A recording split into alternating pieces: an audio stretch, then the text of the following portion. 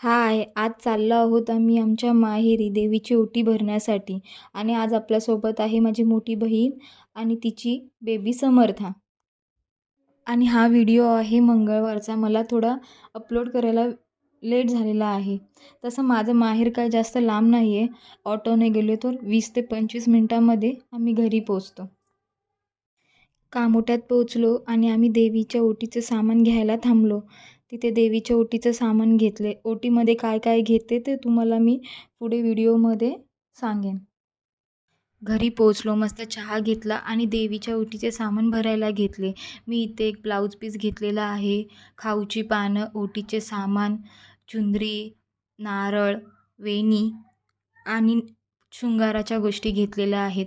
Nail paint, टिकलीचे pocket, हळदी-कुंकू, बांगड्या.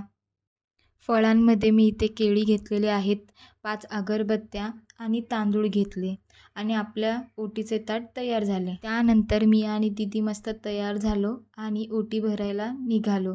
तिथे गेल्यानंतर आधी मी ओटी भरून घेतली, देवीचा आशीर्वाद घेतला. त्यानंतर दीदीने सुद्धा ओटी भरून घेतली. आम्ही खूप सारे फोटो काढले आणि आता आम्ही निघालो आहोत कामोठ्याच्या कुलस्वामिनी देवीला. तिथे गेलो, आधी गणपती बाप्पाचे दर्शन घेतले, स्वामींचे दर्शन घेतले आणि त्यानंतर देवीचे दर्शन घ्यायला आलो. देवी इतकी सुंदर दिसत होती की बघतच राहू असं वाटत होतं.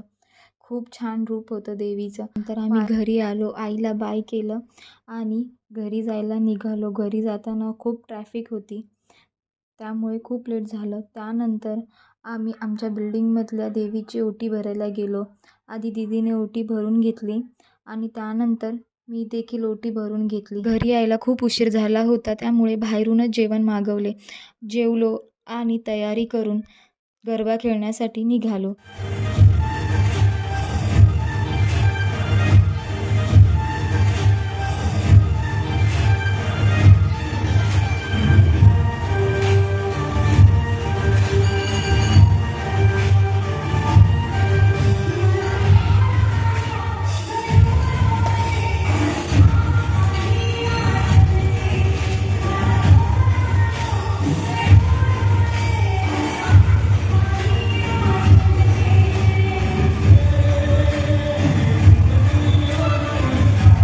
आणि असा दिवसाचा एंड केला. भेटूया नेक्स्ट व्लॉगमध्ये.